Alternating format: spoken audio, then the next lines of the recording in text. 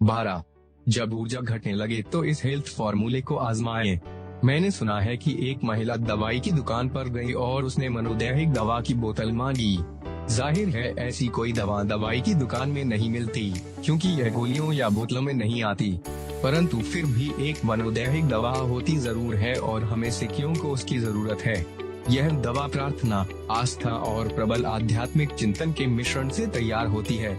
कई तरह से इस बात का अनुमान लगाया गया है कि वर्तमान युग के 50 से 75% लोग इसलिए बीमार हैं क्योंकि उनकी अस्वस्थ मानसिक अवस्था का उनकी भावनात्मक और शारीरिक संरचना पर विपरीत प्रभाव पड़ रहा है। इसलिए इस तरह की दवा बहुत महत्वपूर्ण है। कई लोग जो इस क्षेत्र में कमजोर हैं, उन्हें यह पता चलेगा कि एक फॉर्मूला है जो उनके डॉक्टर की सेवाओं के अतिरिक्त उनके लिए महत्वपूर्ण हो सकता है। किस तरह आध्यात्मिक और भावनात्मक उपचार कम होती ऊर्जा को वापस लौटा सकता है, इसका उदाहरण उस सेल्स मैनेजर की घटना से मिलता है जिसे हमारे पास एक बड़ी कंपनी के प्रमुख ने भेजा।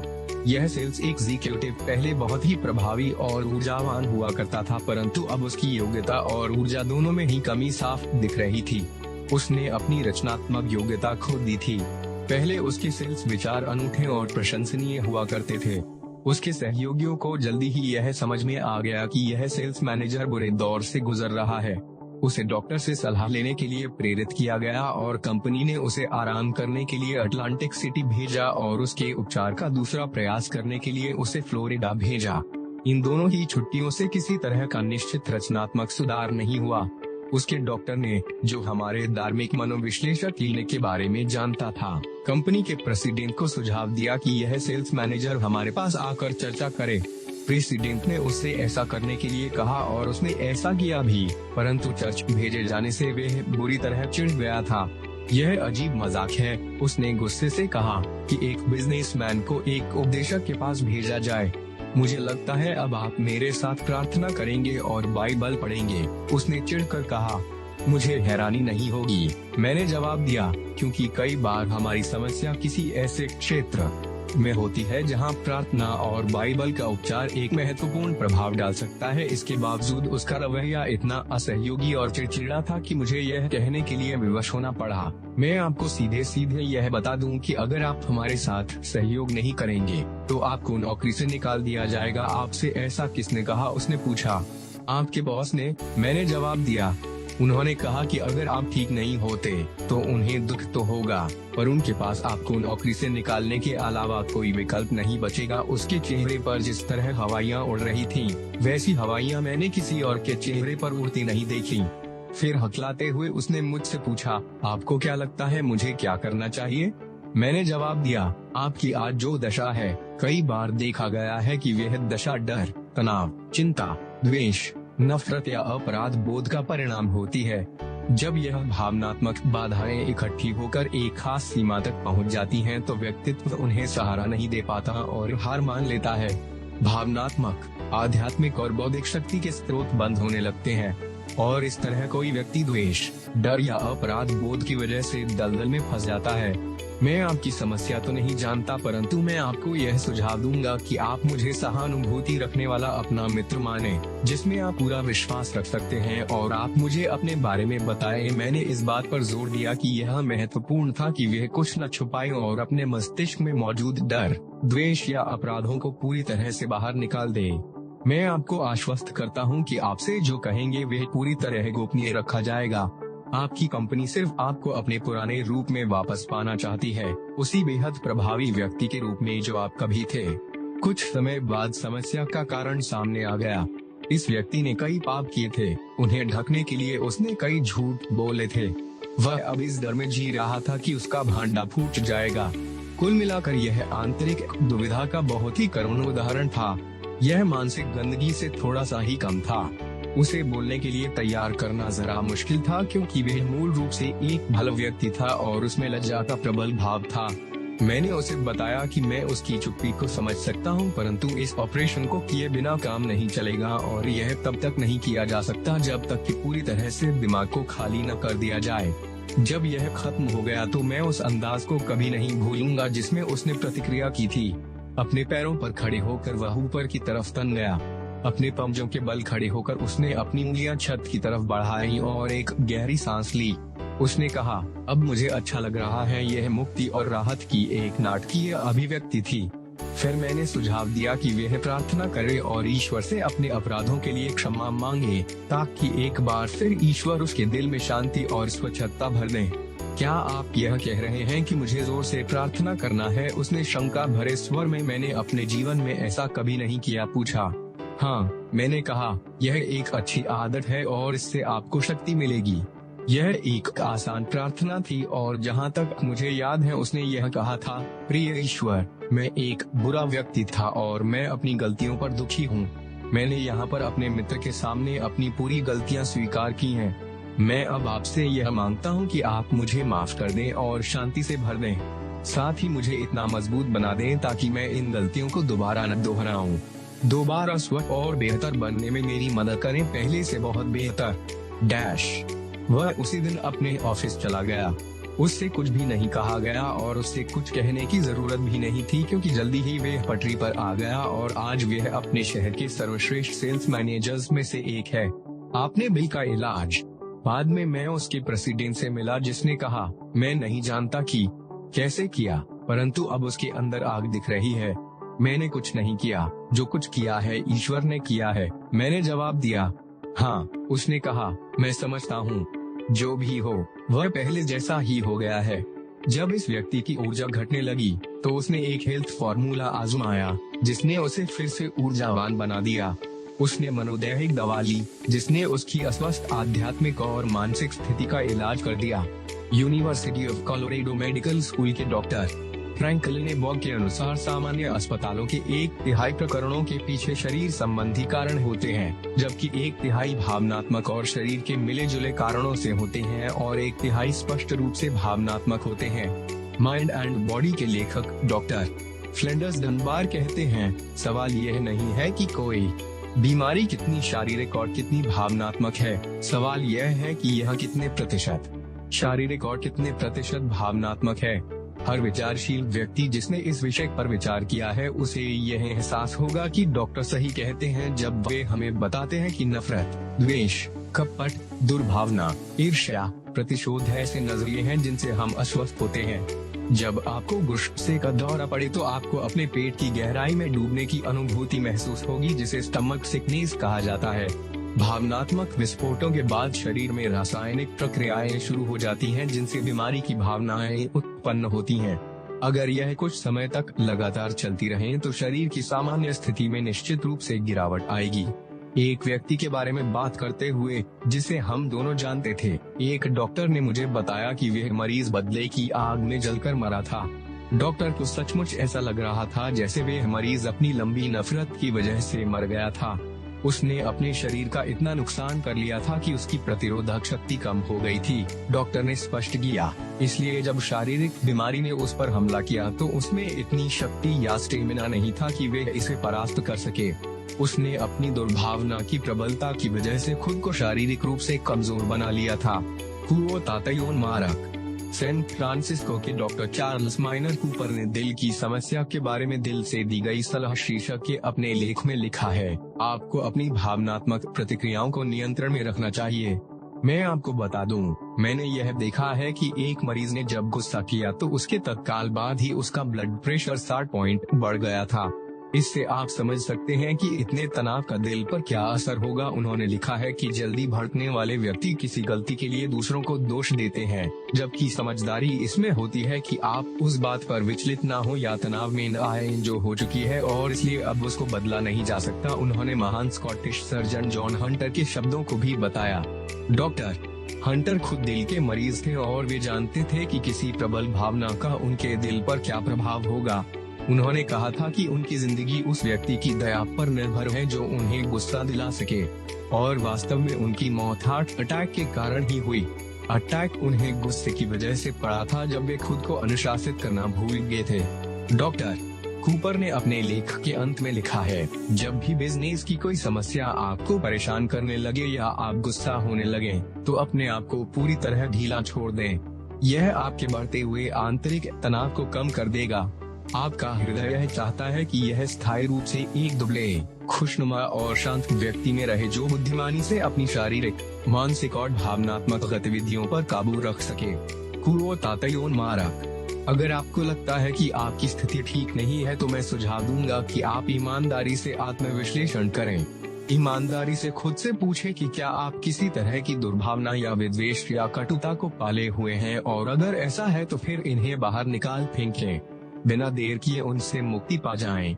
नफरत से आपके सिवा और किसी को नुकसान नहीं होता। इससे उस व्यक्ति को कोई नुकसान नहीं होता जिसके विरोध में आपने इन भावनाओं को पाल रखा है, परंतु आपके जीवन के हर दिन और हर रात को कटु भावनाएं खोखला कर देती हैं।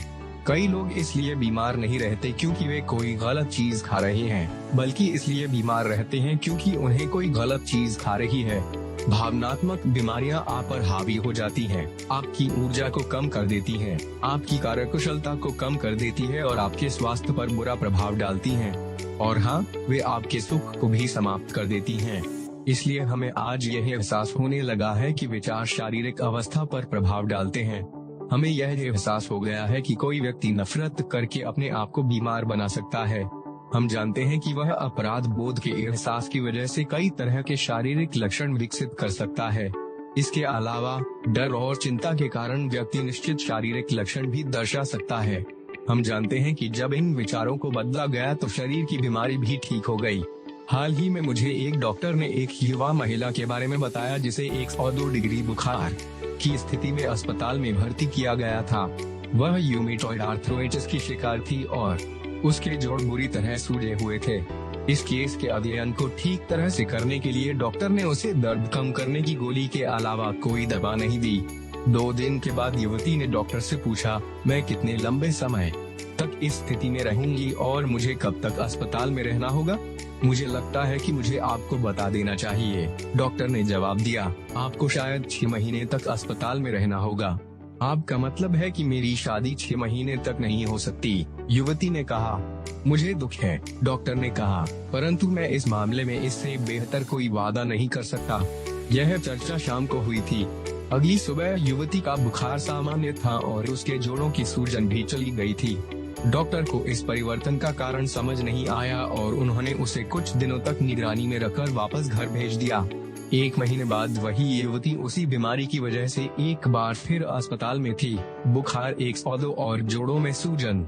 सवाल पूछने पर पता चला कि उस युवती के पिता चाहते थे कि वह उनकी पसंद के एक लड़के से शादी करे जो बिजनेस संबंधों में उनके लिए बहुत लाभकारी सिद्ध होगा। युवती अपने पिता से प्रेम करती थी और उनकी इच्छा के अनुरूप कार्य करना चाहती थी, परंतु वह किसी ऐसे व्यक्ति से शादी भी नहीं करना चाहती थी जिससे उसे प्रेम न हो। इसलिए उसके अवचेतन मस्तिष्क ने उसकी मदद की और उसे बुखार और यूमेटॉइड आर्थराइटिस की बीमारियां दे दी।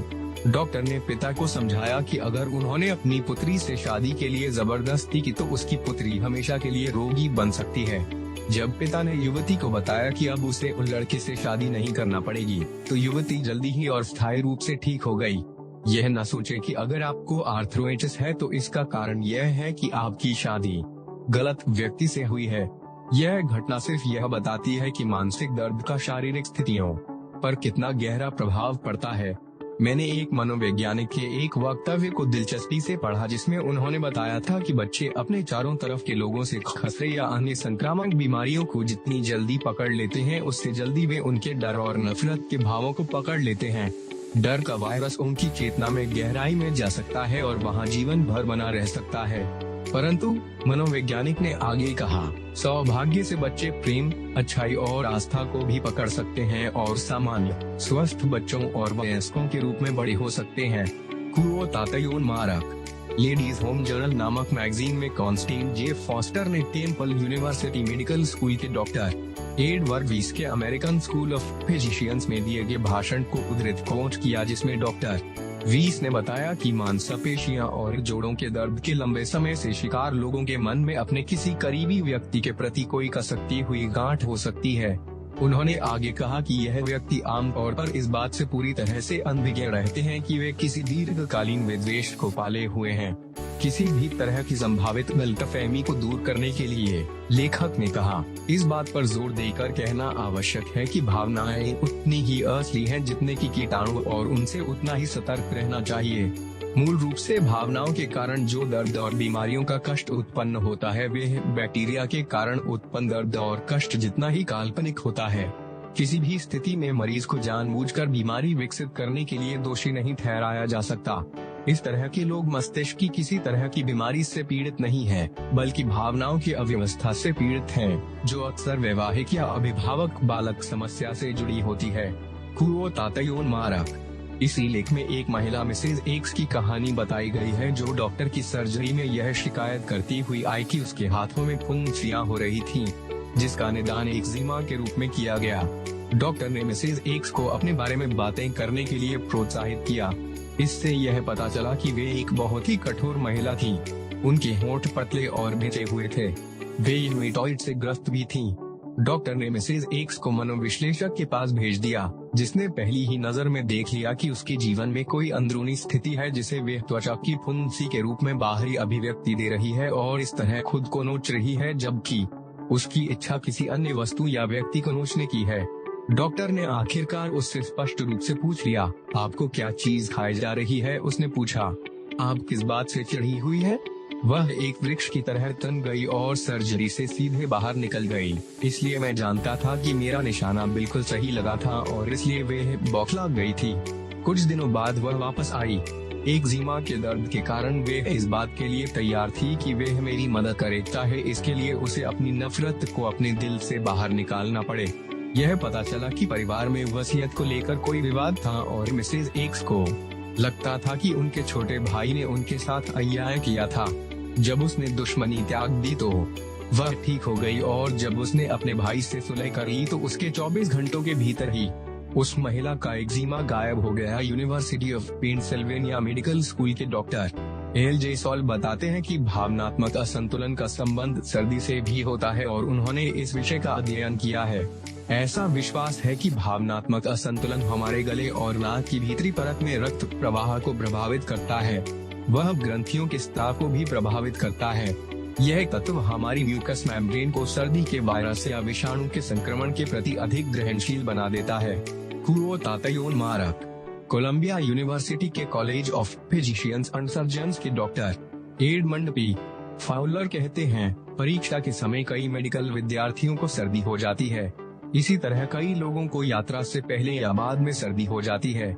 जिन महिलाओं को बड़े परिवार की देखरेख करनी होती है उन गृहिणियों को सर्दी हो जाती है और यह अक्सर देखा जाता है कि जब किसी महिला की सास उसके घर में आने वाली होती है तो उसे सर्दी हो जाती है और जैसे ही सास चली जाती है उसकी बीमारी अपने आप ठीक हो जाती है। डॉक्टर फाउलर सास पर बहू या दामाद के प्रभावों का जिक्र नहीं करते, शायद उसे भी सर्दी हो जाती हो।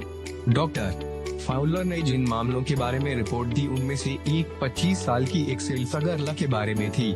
जब वह उनकी सर्जरी में आई तो उसकी नाक बंद थी, नाक के अंदर की परत लाल थी, उसे सिर दर्द हो रहा था और उसे हल्का बुखार भी था।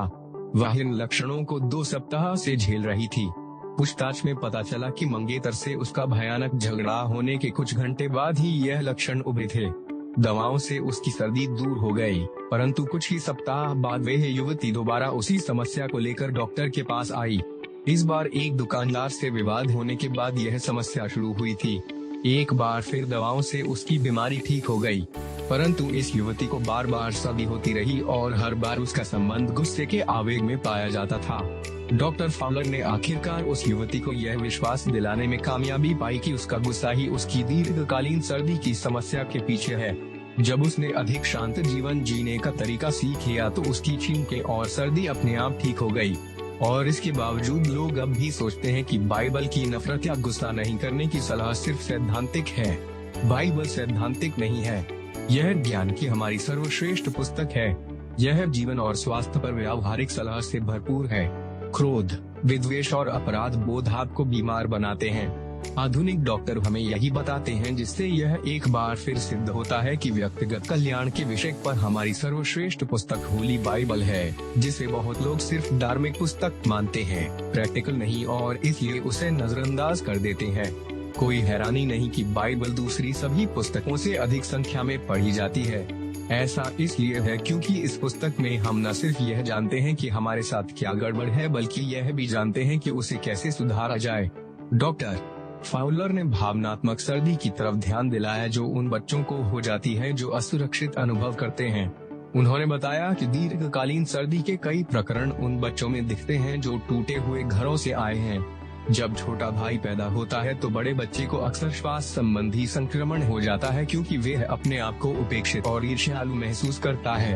एक 9 साल के बच्चे के पिता बहुत तानाशाह किस्म के थे और उसकी मां बहुत दुलार करने वाली थी। एक अभिभावक की कठोरता और दूसरे की कोमलता के संघर्ष से बच्चे को स्पष्ट रूप से कष्ट हो रहा था। वह अपने पिता के दंड से खास तौर पर डरता था। बच्चा कई सालों तक लगातार सर्दी और खांसी से परेशान रहा। यह पाया गया कि जब वह अपने माता पिता से दूर कैंप में जाता था तो उसकी सर्दी खांसी गायब हो जाती थी। चिड़चिड़ेपन, क्रोध, नफरत और विद्वेष का बीमारी उत्पन्न करने में इतना सशक्त प्रभाव पड़ता है, तो इसका इलाज क्या है? स्पष्ट रूप से इसका इलाज है दिमाग में सद्भाव, क्षमा, आस्था, प्रेम और शांति का नजरिया रखना। और ऐसा किस तरह हासिल किया जा सकता है? नीचे कुछ व्यावहारिक सुझाव दिए गए हैं। बहुतों ने इनका सफलतापूर्वक प्रयोग किया, खास तौर पर क्रोध की भावना पर नियंत्रण करने के लिए। इन सुझावों के लगातार प्रयोग से अच्छे स्वास्थ्य की भावना उत्पन्न हो सकती है। 1. याद रखें, क्रोध एक भावना है और भावना हमेशा गर्म होती है, कई बार बेहद गर्म भी। इसलिए किसी भी भावना पर काबू करने के लिए इसे ठंडा कर लें। और आप इसे ठंडा कैसे करेंगे? जब कोई व्यक्ति गुस्सा होता है तो उसकी मुट्ठी भिंचने लगती है, आवाज का वॉल्यूम बढ़ जाता है, शरीर अकड़ जाता है। मनोवैज्ञानिक रूप से आप लड़ाई के लिए तैयार हो जाते हैं और आपके शरीर में एड्रेनलिन प्रवाहित होने लगती है। यह नर्वस सिस्टम में पाषाण युग के व्यक्ति के अवशेष हैं। इसलिए इस भावना की गर्मी का जानते बूझते हुए प्रतिरोध करें, इसे बर्फ की तरह जमा दें। जानबूझकर इच्छा के प्रयोग द्वारा अपनी मुट्ठी न भिंचने दें। अपनी उंगलियों को सीधा रखें। जानबूझकर अपनी आवाज के वॉल्यूम को कम कर लें, इसे फुसफुसाहट के स्तर तक ले जाएं। याद रखें, फुसफुसाकर किसी से बहस करना कठिन होता है। कुर्सी में लुढ़क जाएं, या यदि संभव हो तो लेट जाएं।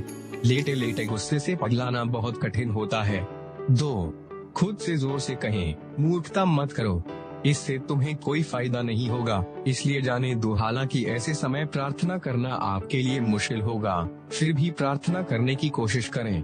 कम से कम अपने मस्तिष्क में ईसा मसीह की तस्वीर ले आएं और इस बारे में सोचें कि वे भी आपकी तरह गुस्से से पागल हो रहे हैं। आप ऐसा नहीं कर सकते और इस प्रयास से आपके क्रोध की भावनाओं का गुब्बारा पिचक जाएगा। 3. गुस्से को ठंडा करने की सर्वश्रेष्ठ तकनीकों में से एक सुझाव मिसेस ग्रेस ऑसलर ने दिया। पहले तो वे 10 तक गिनती थी, बाद में उन्होंने पाया कि वे ईश्वर की प्रार्थना के 10 शब्द से अपने गुस्से को नियंत्रित करने में ज्यादा सफल हो रही हैं। हमारे पिता जो स्वर्ग में हैं, आपका आशीर्वाद बना रहे। आप जब भी गुस्से में हो तो इन शब्दों को 10 बार दोहराएं और आपका गुस्सा अपने आप दूर हो जाएगा। 4. गुस्सा एक बड़ा शब्द है जो छोटे छोटे बहुत से तनावों की इकट्ठी हो चुकी भावनाओं की प्रबल अभिव्यक्ति करता है। इनमें से हर तनाव या कुंठा अपने आप में छोटी होती है, परंतु आपस में मिलकर आखिरकार यह एक बड़ी आग का रूप ले लेती हैं, जिसमें हम अपने आप को जला लेते हैं और बाद में शर्मिंदा होते हैं। इसलिए उन सारी बातों की सूची बना लें जिनसे आपको चिढ़ होती है, चाहे वे कितनी ही महत्वहीन या मूर्खतापूर्ण क्यों न हो, उनकी सूची बना लें। ऐसा करने का मकसद उन छोटी छोटी धाराओं को सुखाना है जो क्रोध की बड़ी नदी को भर देती हैं। 5. हर छोटी परेशानी को दूर करने के लिए ईश्वर से अलग अलग प्रार्थना करें। अपने सारे गुस्से को इकट्ठे नष्ट करने की बजाय, जिसे हमने बहुत ही ठोस शक्ति के रूप में दर्शाया है, एक एक करके इन परेशानियों को अपनी प्रार्थना के माध्यम से दूर करें जो आपके गुस्से को ईंधन देती हैं। इस तरीके से आप अपने गुस्से को उस सीमा तक कमजोर कर देंगे जहां इस पर आप आसानी से नियंत्रण हासिल कर लेंगे। 6. अपने आप को इस तरह प्रशिक्षित करें ताकि जब भी गुस्सा आए, खुद से कहें, क्या यह समस्या इतनी बड़ी है कि इस पर गुस्सा हुआ जाए? क्या मैं गुस्सा करके खुद को मूर्ख साबित नहीं कर रहा हूँ? क्या मैं ऐसा करके अपने दोस्त नहीं गवा रहा हूँ? इस तकनीक से पूरा लाभ उठाने के लिए हर दिन खुद से कई बार यह कहने का अभ्यास करें, किसी बात पर गुस्सा होने या पगलाने से कोई फायदा नहीं होगा। साथ ही यह भी कहें, चवनी की बात पर 1000 रुपए का गुस्सा करना फायदे का सौदा नहीं है। कुओ तातयोन मारक। 7. जब भी आपको लगे कि आपको भावनात्मक चोट पहुंची है, आप जितनी जल्दी हो सके उसका इलाज कर लें। इस पर विचार करने में 1 मिनट का भी विलंब न करें। उसके बारे में कुछ करें। दुखी होने या झुंझलाने में वक्त बर्बाद न करें। विद्वेष की भावना में इधर से उधर डोलते न फिरें। जिस मिनट आपकी भावनाओं को चोट लगे, आप वही करें जो आप तब करते यदि आपकी उंगली में चोट लग जाती। तत्काल उस पर दवा लगा लें। अगर आप ऐसा नहीं करेंगे तो परिस्थिति काबू से बाहर जाकर विकृत हो सकती है। इसलिए प्रेम और क्षमा की प्रार्थना कहकर अपनी चोट पर थोड़ा सा आध्यात्मिक आयोडीन तत्काल लगा लें। 8. अपने दिल से शिकायतों को निकालते रहें। अपने दिमाग के ढक्कन को खोलकर अपनी शिकायतों को बह जाने दें। किसी ऐसे व्यक्ति के पास जाएं जिस पर आपको विश्वास हो और उससे आप अपना दुख दर्द कह दें। कुछ भी अपने दिमाग में बचा कर न रखें, फिर इसे भूल जाएं। 9. जिस व्यक्ति ने आपको चोट पहुंचाई है, आप उसके लिए प्रार्थना करना शुरू कर दें। इसे तब तक करते रहें जब तक कि आपको यह न लगे कि द्वेष अब गायब हो रहा है। कई बार तो इस परिणाम को पाने के लिए आपको लंबे समय तक बहुत बार प्रार्थना करना पड़ेगी। एक व्यक्ति जिसने इस तरीके को आजमाया था, उसने मुझे बताया कि उसने उस संख्या का रिकॉर्ड रखा जितनी बार प्रार्थना करने के बाद उसकी शिकायत खत्म हुई और उसे शांति मिली। उसने कुछ 64 बार प्रार्थना की। उसने प्रार्थना करके अपने सिस्टम से इसे बाहर निकाल दिया। इसके सफल होने की पूरी गारंटी है। 10. यह छोटी सी प्रार्थना करें, मेरा हृदय यीशु के प्रेम से भर जाए, फिर इसमें उस व्यक्ति का नाम जोड़ दें जिसने आपको चोट पहुंचाई है। अमुक व्यक्ति के लिए यीशु का प्रेम मेरी आत्मा में भर जाए प्रार्थना करें। सच्चे दिल से प्रार्थना करें और आपको निश्चित रूप से राहत मिलेगी। 11. दरअसल आपको ईसा मसीह की सलाह का पालन करना चाहिए, यानी 70 गुना 70 बार माफ करना चाहिए। इसका मतलब है 490 बार माफ करना। अगर आप इतनी बार माफ करने की कोशिश करते हैं, तो इसके काफी पहले ही आपकी शिकायत और नफरत दूर हो जाएगी। 12. अंततः यह जंगली, अनुशासनहीन और आदिकालीन भावना जिसकी लपटें सतह पर दिखाई देती हैं, सिर्फ तभी काबू में आ सकती हैं जब हम ईसा मसीह को इस पर नियंत्रण करने दें। इसलिए इस अध्याय को पूरा करते हुए ईसा मसीह से कहें, जिस तरह आप किसी व्यक्ति के नैतिक सिद्धांतों को बदलते हैं, उसी तरह मैं आपसे यह चाहता हूं कि आप मेरी नज़र को बदल दें। जिस तरह आप मांस के पापों के संबंध में शक्ति प्रदान करते हैं, उसी तरह आप मानसिकता के पापों पर मुझे शक्ति प्रदान करें। मेरे गुस्से को काबू में लाएं। आप अपनी उपचारक शांति मेरे नर्वस सिस्टम और मेरी आत्मा में प्रदान करें। अगर आप गुस्से से बेकाबू हैं तो इस प्रार्थना को हर दिन 3 बार दोहराएं। यह भी उचित होगा यदि आप इसे एक कार्ड पर छपवा लें और अपनी मेज पर रखें या किचन सिंक के ऊपर रखें या अपनी पॉकेट बुक में रखें।